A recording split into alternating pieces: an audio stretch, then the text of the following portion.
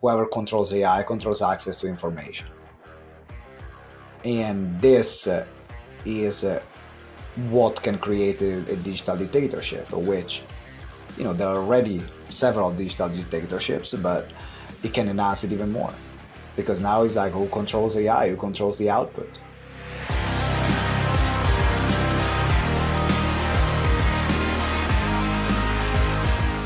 What do you think our biggest issue right now as a species? Biggest issue? Is it climate? Is it moving away from? I'm debating, actually. There are quite a lot. I don't know which one to pick. I mean, you got climb like as a soul. Let's move it like as a species. That's all human species. Either climate or the evolution of technology. So evolution of technology is an issue. You don't think it's an advantage? It will be an advantage, but it will also be an issue. I think it's both. What do you think is the worst case scenario for technology evolution? Is that if people is how decisions are made with everyone else probably that is not going to be involved in technology. Now, does it represent a threat as a species? No, because there is going to be a certain part of our human species that are going to live, and they're going to live very well.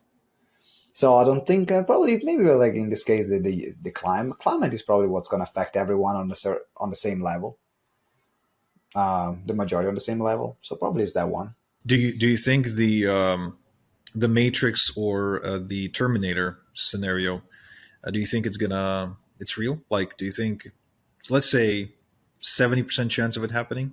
Machines rise up, want to kill all people, people rise up, the world goes to waste. Is a possibility. I'm not excluding it. Do I think it's going to happen? Probably not. But someone puts a code in the AI that gives them that prompt, yes. So it's like a lot of screwed up human beings that they would love to see that scenario happening. You just don't know who's working behind the machine and what prompts they're going to give at the source code. And this can be just buried somewhere at some point to just develop. So I think the big question is, can something like ChatGPT or a similar form of AI become self-aware?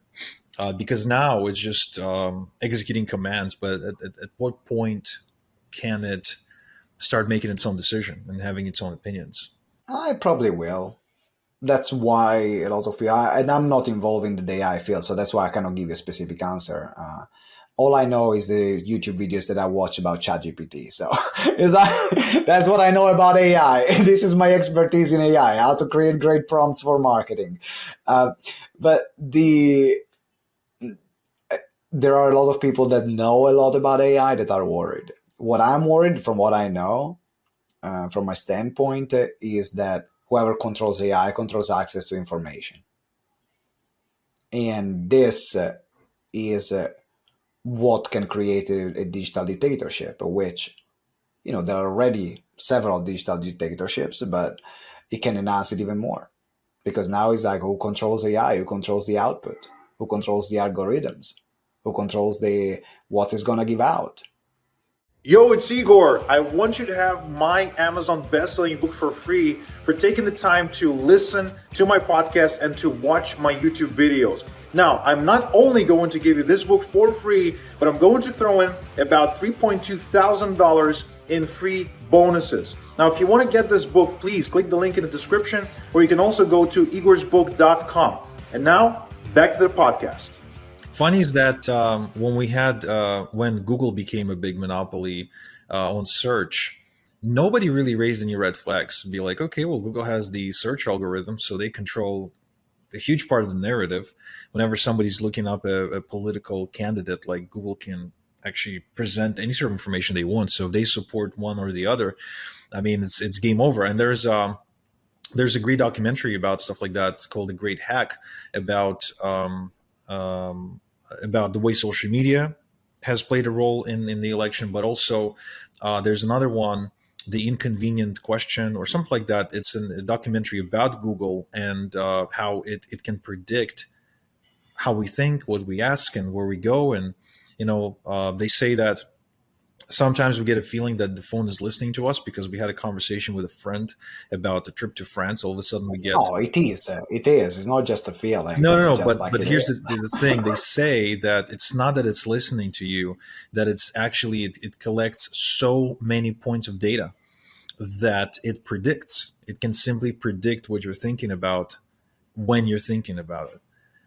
So it knows that come July, you're like really wanting to go to France, just because of all the data they got on you. And they're actually really good on connecting all the different data points to specifically to you.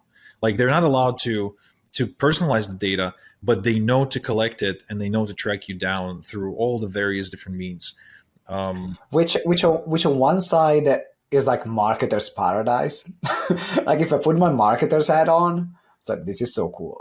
This is actually really cool. It is, but there's a problem. There's a problem, and the problem is that it costs 5 times more money today to acquire a customer than it was even, I don't know, 10 years ago, 5 years ago. And and that's in spite of having more data points. That's in spite of having better targeting, right? So as a marketer, you might think it's paradise, but in reality, when everyone has access to that information, all of a sudden there's so much noise that, there's the saying, marketers ruin everything. It's so true. Some things are just true. All these cliches, they're just true. So no one raised any red flags about Google having monopoly on search.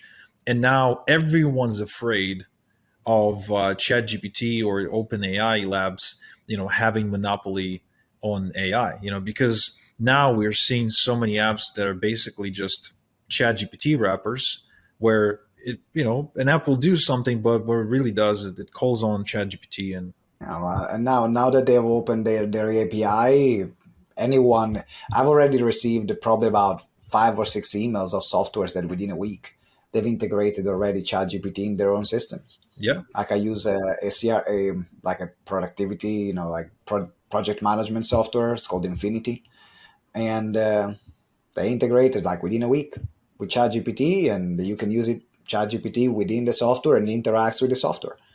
With the tables that you can create, it prioritize things for you, and so on. So, but the source is that one, and I'm not saying, it started. That's, I think, inherent with technology. We had it with Facebook, we had it with Twitter, we had it with every social media platform, we have it with Google.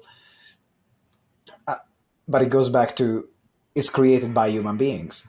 The human being that creates it will have a policy and opinions on one side, and then it will interact with governments that will have their agenda. And now is between the individual opinions of the person or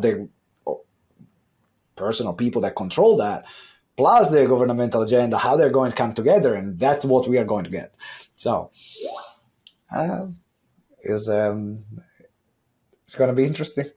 That's all I can say. It's just going to be a lot of speculation of what can happen, what might happen. We will see. What I think, what I don't want us to forget is that for us to stay in our lane. And what I mean about that's, the message for me. That's what got me through everything in life. Is like, what's my lane? What's my lane? What am I passionate about? What do I want to contribute to society? Because I can't fight every battle, and not every battle is for me to fight. But I can pick the one that I'm really inspired to fight for, and I can pick the one that I really believe in, and then see where that leads me, or what I'm gonna create because of it. And I think that's a message for everyone who is watching or listening. There are so many battles to fight. There are so many things to change. But what's gonna be your role? And everyone is gonna be so self-aware that are going to be able to find their role in all this ever-changing world. They're going to be the one that are going to be making the biggest impact, and they're going to, or at least live fulfilled. Let's put it this way.